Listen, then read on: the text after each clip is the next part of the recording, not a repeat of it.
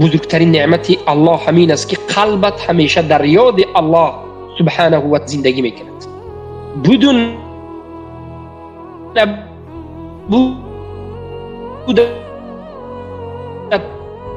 رو به الله میگذاری، همیشه الله را در ذهنت داری و هر عبادتی که میکنی گویا الله را میبینی. و این اول سرشوی کار این از آموختن علم است، زیرا که حق رو اگر نآموزی از کجا حق پیروی میکنی؟ از کجا به خاطر حق مبارزه میبری؟ الحمدلله الحمدلله اللهم لك الحمد حمدا طيبا مباركا فيه. اللهم لك الحمد حتى ترضى ولك الحمد إذا رضيت ولك الحمد بعد الرضا. الحمد لله الذي هدانا لهذا وما كنا لنهتدي لولا أن هدانا الله.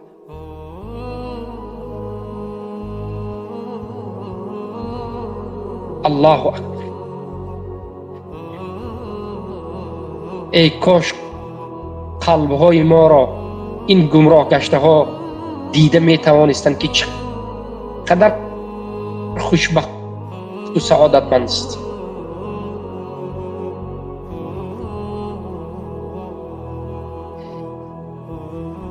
الحمدلله که الله سبحانه و تعالی این چنین دینش را به ما ارسال کرده و الحمدلله که ما را امت این رسولش قرار داده و الحمدلله که فهم این دین را به ما نصیب کرده. این دین دین رحمت است، دین خوشبختی است، دین سعادت است، این حق است و عاقبتش جنت است. الله چگونه ای که در این دنیا ما را موفق به حق کردی و قلب‌های ما را خوشنود و سعادتمند قرار دادی، ما را همین گونه ثابت تا آخر مرگ زنده نگه بدار و لا اله الا الله وفات کردن و شهید شدن را نصیب بکن. همان گونه در روز آخرت دیدن جمال خودت را به ما نصیب بکن.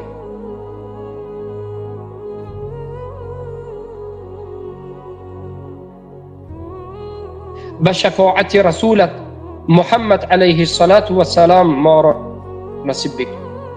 الله را شب و روز دعا کنید، آرزوی خوب کنید، امید خوب کنید، ناامید نباشید.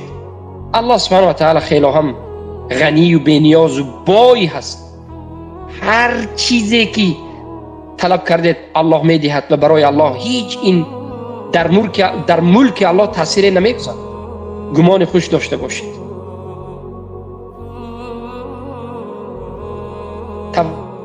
توکل به الله کنید، ثابت قدم باشید، توحید منتشر کنید، حق منتشر کنید. هر یک که شما مبارز باشید، بی‌طرف نباشید. حق و باطل بینش جداگی اندازید، جدا کنندگان باشید، فاروق باشید. فرقان یکی از نامه‌های قرآن فرقان است، عمل کننده با فرقان باشید. این بود یک نصیحت کوتاه در مدت این دو هفته که نبودیم. ببینید اینقدر در این مدت باز کتابخوانی و کتابکاوی و نوشتم که چقدر حقایق باز زیادتر و روشنتر و عمیق‌تر و دقیق‌تر میشد. الله اکبر.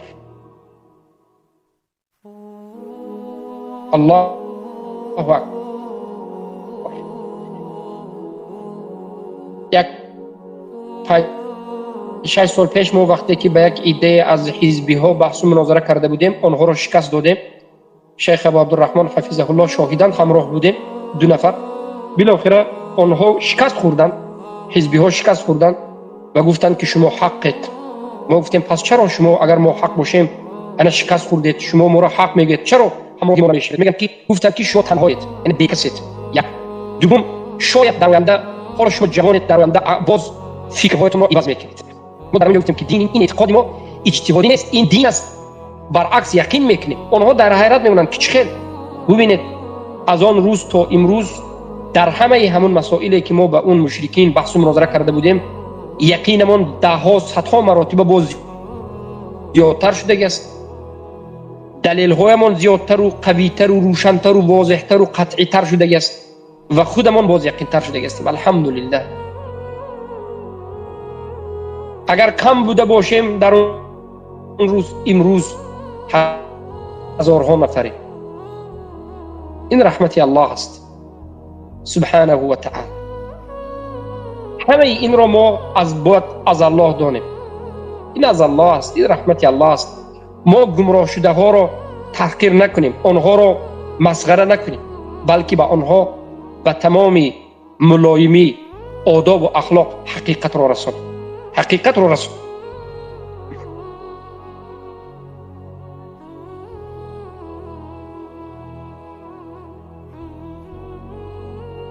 من اهل حق هستم گفته کبر کردن عاقبت گمراهی است.